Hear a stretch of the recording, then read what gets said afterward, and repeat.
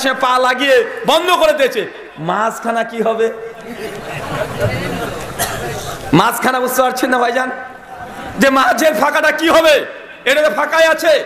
অতএব এই হাদিসের উদ্দেশ্য এটা নয় যে ফাঁকা বন্ধ রাখা, এবং এটা উদ্দেশ্য কাতারকে সিজা করা। তার মানে ইহুদিদের যে চরিত্র ছিল, ইহুদিরা যে নীতি অবলম্বন করেছে, তাদের যে কিয়াস, তারা ওহির উপরে কিয়াসকে প্রাধান্য দিয়েছে।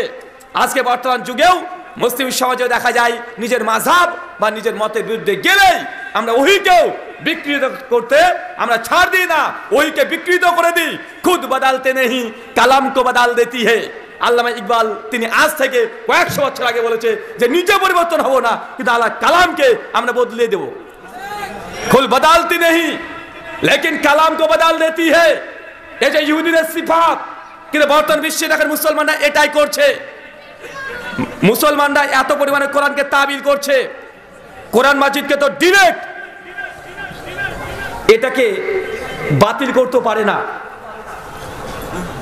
ইমাম জালালউদ্দিন সুয়ুতি রাহিমাহুল্লাহ আল মুতাফা 911 হিজরি তার ইনকেতার মধ্যে তিনি আলোচনা করতে গিয়ে বলছেন উলুমুল কোরআন প্রসঙ্গে, যে তাহারিফ মূলত করা হয় তিনটে কোয়ালিটিতে। কয়টা কোয়ালিটি?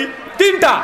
এক, যে গোটা আয়াতকেই পরিবর্তন করে দেওয়া আছে, এক শব্দের পরিবর্তন, আর একটা আছে শব্দ ঠিকঠাক থাকবে কিন্তু মানাগত পরিবর্তন করে দিবে। এই মানে করতে গিয়ে নিজেদের ব্যাখ্যা প্রবেশ করে দেবে। চলেন একটা উদাহরণ নিই। আপনার বাংলাদেশে দেখবেন, বিশেষ করে ব্রাহ্মণবাড়িয়া, কুমিল্লা এই সাইডে কিছু জিলেপির দাম বেশি। হ্যাঁ, জিলেপির দাম বেশি না? জিলেপির দাম বেশি হওয়ারও কারণও আছে।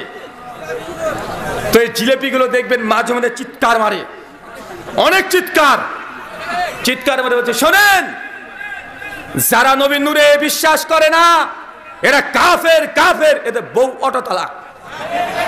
এই ফটো আছে না? লক্ষ্য করে দেখবেন এই আলেম যাদেরকে বলছেন যে এই যে ইনায়তুল্লাহ আব্বাসী, আলাউদ্দিন জিহাদি, বা ওই যে কি যেন তাহিরি আছে, কিছু জানে না, ও পাগলা, ওর কথা বাদ দেন। কিন্তু ইনায়তুল্লাহ আব্বাসী, আলাউদ্দিন জিহাদি, শহীদুল্লাহ বাহাদুর, এরা মোটামুটি ইলম রাখে, নিজেদের দলিল কোনগুলো ওদের কাছে আছে। আর এই পাগলা ও বসেন বসেন করতে করতে শেষ, ওকে নাকি এখন বাংলাদেশে বসিয়ে রেখে দিবে। ওই দিকে আমরা যেতে চাই না। এরা দেখবেন যখন চ্যালেঞ্জ করে, চ্যালেঞ্জের শব্দগুলো শুনবেন, এর চ্যালেঞ্জের যদি শব্দ শোনেন তাহলে এদেরকে পরাস্ত করা সম্ভব নয়।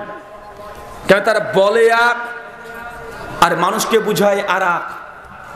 এরা তাকিয়া এবং তাওরিয়া দুটো একসঙ্গেই করে। তাকিয়া তাওরিয়া বুঝেন নাকি? আবার তাওরিয়া মানে বলবে এক, শ্রোতা বুঝবে আর এক। যখন বলছে যারা নবী নূরে বিশ্বাস করে না তাদের বউ অটো তালাক, তারা কাফের, কথা কিন্তু ঠিকই বলেছে। এই কথা কিন্তু ঠিক। নবীর যারা নূরে বিশ্বাস করে না, নবী যে নূর এটা বিশ্বাস করে না, তারা সত্যি কাফের হয়ে যাবে। কেন?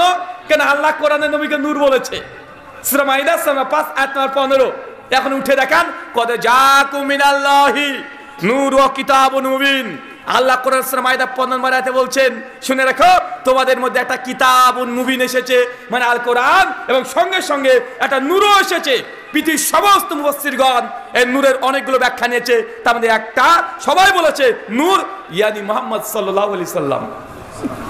এখন বলেন তো, আল্লাহ যদি কোরআনে নবীকে নূর বলে আর আপনি যদি অস্বীকার করেন, আপনি কাফের না কাফের নয়? কোরআনের কেউ যদি একটা হরফকে যদি অস্বীকার করে দেয়, কাফের কি কাফের নয়? তো আপনার যে হুজুর, এই জিলেপি হুজুর যে চ্যালেঞ্জ করেছে, চ্যালেঞ্জ কিন্তু ঠিকই করেছে, যে নবী নূরে বিশ্বাস করে না সে কাফের। আসলে নবী তো নূর, কে বিশ্বাস না করে সে কাফের হবে না? হবে। কিন্তু সমস্যা তো এই নূর নিয়ে নয় রে ভাই, সমস্যা নূরের তৈরি নিয়ে। কি নিয়ে? নূরের তৈরি নিয়ে।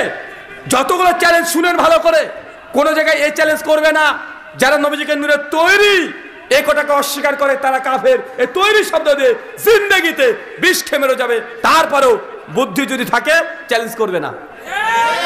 কেন? এই তৈরি শব্দটা এটা হুজুরের তৈরি। কোরআনে শুধু নূরই আছে, কোরআনে নবীকে নূর বলা হয়েছে। চাচা ভাবছে তাহলে কি নূর, তাহলে আমরা নূরের তৈরি মানবো? চাচা নূর মানে নূরের তৈরি না। এখানে ডান্ডিটা মেরেছে, মানে ডান্ডা এখানে চাপিয়েছে মানুষকে। ইহুদিরা এইভাবে তাবিল করতো, তারা পড়তো এক, মানুষকে বুঝাতো আর এরা চ্যালেঞ্জ করছে এক। যখন বলছে নবীজি নূর অস্বীকার করে তারা কাফের। মানুষ কিন্তু নূর বলতে নূরের তৈরি বুঝে, কি বুঝে কথা বলে? নূরের তৈরি বুঝে না। এটা হচ্ছে ডান্ডি মারা বলে, এটা হচ্ছে ইহুদির মতো তাবিল করা বলে। চলেন কোরআনুল কারীমে আল্লাহ সুবহানাহু ওয়া তাআলা সূরা ইউনূসের 15 নম্বর আয়াতে আল্লাহ চাঁদকে নূর বলেছে। সূরা ফুরকানের 61 নম্বর আয়াতে আল্লাহ চাঁদকে নূর বলেছে। চাচা এখন বলেন তো নূর মানে কি নূরের তৈরি? চাঁদ কি নূরের তৈরি? কোরআনে নবীকে যেমন নূর বলা হয়েছে, আল্লাহ চাঁদকে নূর বলেছে। তো নবী যে নূর বলার কারণে নূরের তৈরি হয়ে যায়, তা চাঁদ কি নূরের তৈরি হবে না? এখন নূরের তৈরি যদি বলেন আধুনিক বিজ্ঞানে ভুল হবে, কারণ চাঁদের নিজের আলো না ধার করা আলো? জি, চাঁদের নিজের আলো না ধার করা আলো? ধার করা আলো। যে চাঁদকে নূরের তৈরি বলেন বিজ্ঞানের দিক থেকে ভুল, আবার তাদের আকীদার দিক থেকে ভুল। সহিহ মুসলিম হাদিস 758 আবু হুরায়রা থেকে হাদিস বর্ণনা, আল্লাহ নবী বলছেন as-সালাতুন নূর, নামাজ হচ্ছে নূর। এখন চাচা বলেন তো নামাজ কি নূরের তৈরি? তো এগুলোকে কে বুঝাবে? এই জিলেপিগুলোতে এইভাবে পেঁয়াজটা মারছে। জিলেপির যেমন পেঁয়াজ, এদের কথাও তেমন পেঁয়াজ। আরে ভাই নূর বলতে নূরের তৈরি নয়, যে তাই হয় তো নামাজ আর কিভাবে নূরের তৈরি হবে? এ কে চিজ হে ভাই? কেউ যদি নামাজ নূরের তৈরি, ও তো আগে হার্ট অ্যাটাক করবে। এটা আবার কি শুনলাম? সূরা মাইদা আয়াত 44, 46, 67 আল্লাহ তিনটে জায়গাতে তিনটে আয়াতে তাওরাত, জাবুর, ইনজিল তিনটে আসমানি গ্রন্থকে আল্লাহ নূরের, আল্লাহ কি বলেছে? নূর। কি বলেছে কথা বলেন? নূর, ফুরকান, মুনির, এই শব্দ তাওরাত, জাবুর, ইনজিলের জন্য ব্যবহার করা হয়েছে। চাচা বলেন তো তাওরাত, জাবুর, ইনজিল কি নূরের তৈরি? হ্যাঁ, নূরের তৈরি না। সমস্যা হচ্ছে এটাই, আল্লাহ তাওরাতকে নূর বলেছে, কিন্তু পৃথিবীর কেউ মানে না তাওরাত নূরের তৈরি। এমনকি যে জিলেপিগুলো নবীকে নূরের তৈরি বলে চিৎকার মানে তারাও মানে না। অথচ এই তাওরাত, জাবুর, ইনজিলকে কোরআনে নূর বলা হয়েছে। চাঁদকে আল্লাহ নূর বলেছে, আগুনকে আল্লাহ সূরা বাকারা 24-25 নম্বর আয়াতে নূর বলেছে।